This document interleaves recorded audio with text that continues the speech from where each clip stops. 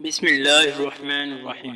اللہ تعالیٰ نے حضرت سلیمان علیہ السلام کو وحی کی کہ سمندر کے کنارے پر جاؤ، اس کے اندر ایک عجیب چیز دیکھو گے۔ سلیمان علیہ السلام جن و انس کے ہمراہ ساحل پر تشریف لے گئے۔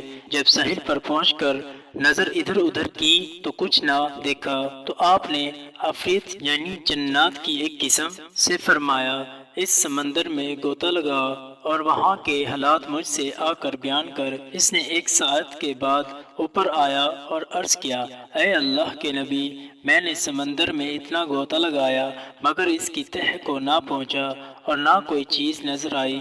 آپ نے دوسری عفریت سے فرمایا، تو غوطہ لگا کر وہاں کی حالت مجھ سے بیان کر۔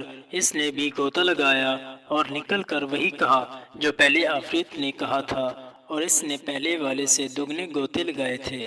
آپ نے آصف بن برکیہ سے کہا جو آپ کے وزیر تھے، سمندر کے اندر کا حال معلوم کرو۔ پھر انہوں نے سمندر میں غوطہ لگایا۔ انہوں نے فوراً ایک سفید کا فوری قبہ حاضر کیا جس کے 4 دروازے تھے، ایک موتی کا، ایک یاقوت کا، ایک ہیرے کا اور ایک سبز زمرد کا، اور سب دروازے کھلے ہوئے تھے۔ ان میں ایک قطرہ بھی پانی داخل نہ تھا، حالانکہ وہ سمندر کی تہہ میں تھا جس کی گہرائی اتنی تھی کہ پہلی عفریت نے جو غوطہ لگایا تھا اس طرح کی 3 غوطہ اور لگاتا تو تہہ تک نہ پہنچتا۔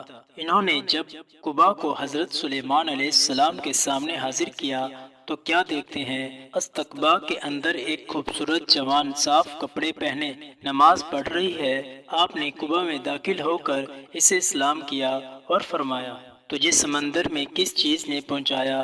اس نوجوان نے جواب دیا، اے اللہ کے نبی، میرے والد اپاہج اور والدہ نابینا تھی، میں نے ان کی 70 برس خدمت کی۔ جب میری والدہ وفات پانے لگی تو انہوں نے دعا کی، اے اللہ میرے بیٹے کی عمر اپنی عبادت و طاعت میں دراز فرما۔ اور جب والد کی وفات کی نوبت آئی تو انہوں نے یہ دعا کی، اے اللہ میرے بیٹے سے ایسی جگہ خدمت لے جہاں شیطان کا داخل نہ ہو۔ جب میں انہیں دفنا کر ساحل کی طرف آیا تو یہ قبا نظر آیا۔ میں اس کی خوبصورتی کو دیکھنے کے لیے اندر داخل ہوا، اتنے میں ایک فرشتے نے آ کر مجھے سمندر کی گہرائی میں اتار دیا۔ حضرت سلیمان علیہ السلام نے اس نوجوان سے پوچھا، تم کس زمانے میں ساحل پر آئے تھے؟ اس نے عرض کیا کہ حضرت ابراہیم خلیل اللہ علیہ السلام کے زمانے میں حضرت سلیمان علیہ السلام نے تاریخ دیکھی تو معلوم ہوا کہ اس درمیان میں 2000 سال گزر گئے ہیں، لیکن وہ شخص بالکل جوان تھا اور ایک بال بھی سفید نہ ہوا تھا۔ آپ نے پھر اس نوجوان سے دریافت کیا، تو میں سمندر کے اندر کیا کھاتے پیتے ہو؟ اس نوجوان نے جواب دیا، اے اللہ کے نبی، میرے پاس ایک سبز پرندہ اپنی چونچ میں زرد رنگ کی کوئی چیز جو آدمی کے سر کے برابر ہوتی ہے لے آتا ہے، میں اسے کھاتا ہوں، اس میں ساری دنیا کی نعمتوں کا مزہ ہوتا ہے اور اس سے میری بھوک اور پیاس جاتی رہتی ہے، اور گرمی سردی نیند نہ اونگ تنہائی اور وحشت اس سے دور ہو جاتی ہے۔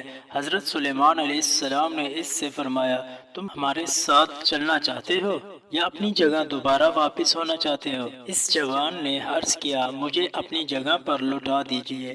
آپ نے آصف بن برکیہ سے فرمایا کہ اسے اپنی جگہ پر واپس پہنچا دو، چنانچہ انہوں نے پہنچا دیا۔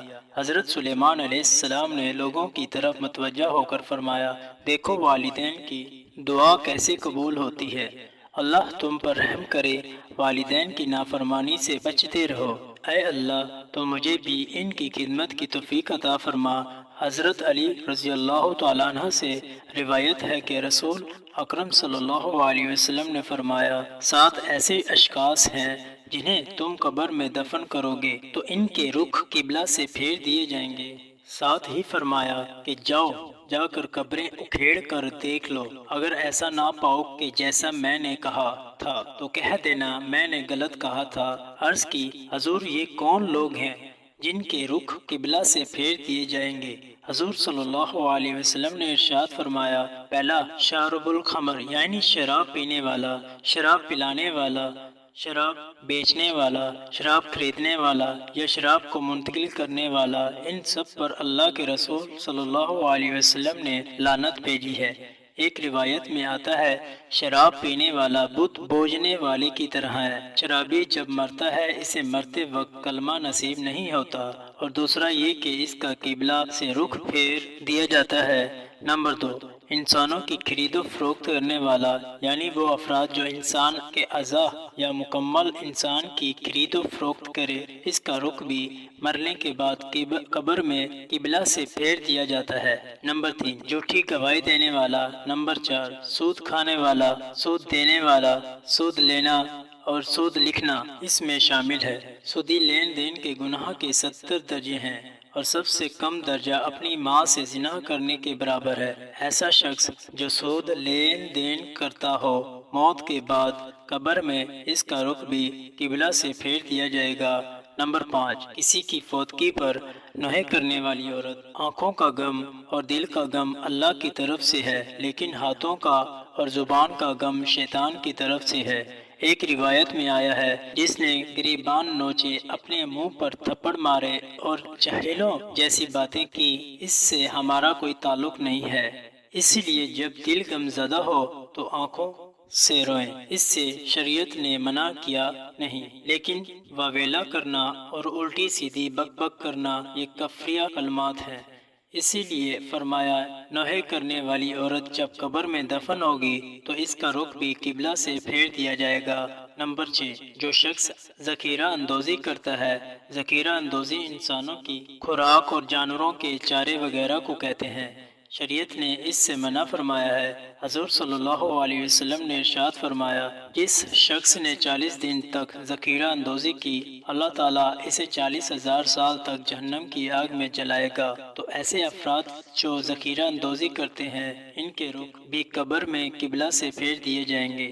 نمبر 7، جو شخص نماز تو پڑھتا ہے مگر جماعت سے نہیں پڑھتا، تو ہمیں ان باتوں کو مد نظر رکھتے ہوئے ہمیں اپنی زندگانیاں گزارنی چاہیے تاکہ ہماری زندگی بھی آسان ہو سکے۔ تو بھائیو، ایسی مزید ویڈیو دیکھنے کے لیے ہمارے چینل کو سبسکرائب کریں۔ شکریہ۔